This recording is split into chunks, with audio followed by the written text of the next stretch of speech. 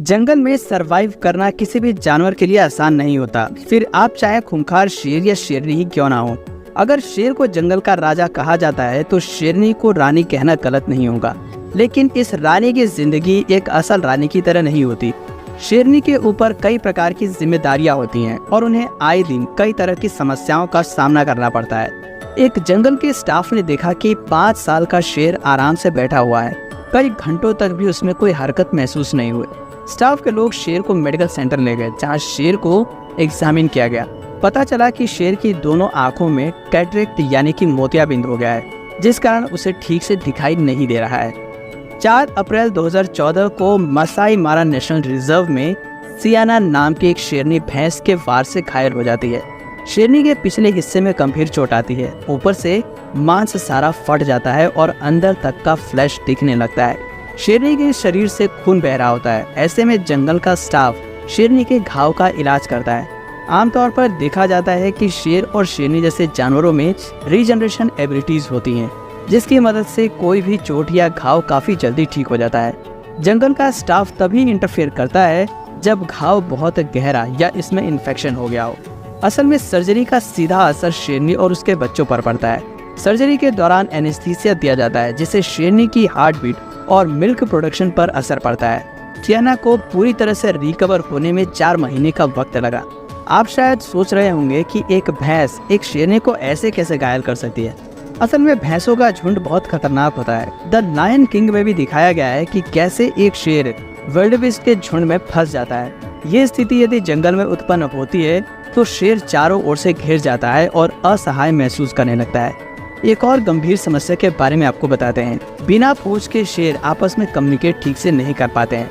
दिसंबर 2005 में SEBI Sands game reserve में hyenas यानी कि लकड़बग्घे से शेरनी की जंग होती है और इस जंग में शेरनी की पूंछ शहीद हो जाती है।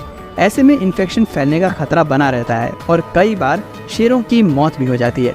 हालांकि इन्फेक्शन को रोकने के लिए शेरनियां बाकी बचे पूंछ के हिस्से को भी खा लेती हैं और इससे उनका घाव जल्दी रिकवर हो जाता है। पूंछ की बात चली रही है तो क्या आपने कभी तेंदुए की पूंछ पर गौर किया है? तेंदुओं की पूंछ की टिप सफेद रंग की होती है, जिसका इस्तेमाल तेंदुए कम्युनिकेशन के लिए करते हैं।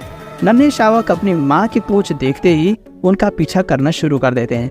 वो सिर्फ व्हाइट टिप को देखते हैं। बड़ी बड़ी घासों में उस टिप की मदद से ही शावक अपने झुंड के साथ जुड़े रहते हैं। आपको जानकर हैरानी होगी कि कई बार शेरनियां अपने खुद के बच्चों को भी खा जाती हैं और इसके पीछे कोई ठोस कारण भी नहीं होता।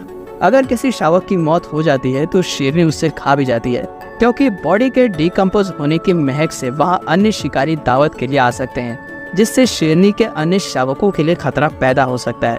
यदि कोई शावक बीमार है, उसे कोई गंभीर बीमारी हो गई है या इन्फेक्शन हो गया है, तो भी शेरनी उसे खा लेती है, क्योंकि उस बच्चे की देखभाल में अन्य शावकों पर शेरनी ध्यान नहीं दे पाएगी।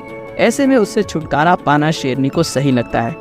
एक्सपर्ट्स का मानना है कि अपने ही बच्चे को खाना किसी भी शेरनी के लिए बिल्कुल आसान नहीं होता है और दुनिया की कोई भी माँ अपने बच्चे को नहीं मारना चाहेगी, लेकिन जंगल में सरवाइव करने के लिए ऐसा उन्हें मजबूरी में करना पड़ता है, जिससे अन्य शावकों को सर्वाइवल के लिए बेहतर मौके मिल सकें। एक बात और आपको आश्चर्यचकित जरूर करेगी कि कई बार शेर ही शेरनी को मार डालते हैं। अलाबामा के बर्मिंघम चिड़ियाघर में शेरनी के पास एक शेर को लाया गया। उम्मीद थी कि दोनों सहवास करेंगे और नन्हे शावकों को जन्म देंगे, लेकिन वहाँ कुछ ऐसा हुआ जिसकी किसी ने कल्पना भी नहीं की थी। शेर ने शेरनी पर धावा बोल दिया और उसे बुरी तरह से घायल कर दिया। हालांकि शेरनी को समय रहते स्टाफ ने रेस्क्यू कर लिया, लेकिन तब तक बहुत देर हो चुकी थी। शेरनी पूरी तरह से चोटिल हो गई और चोट के कारण कुछ ही दिनों में उसने दम तोड़ दिया। तो चलिए दोस्तों, आज के लिए बस इतना ही। वीडियो पसंद आया हो तो लाइक, कमेंट और अपने दोस्तों के पास शेयर जरूर करें और साथ ही साथ सब्सक्राइब करके बेल आइकन को दबाना ना भूलें।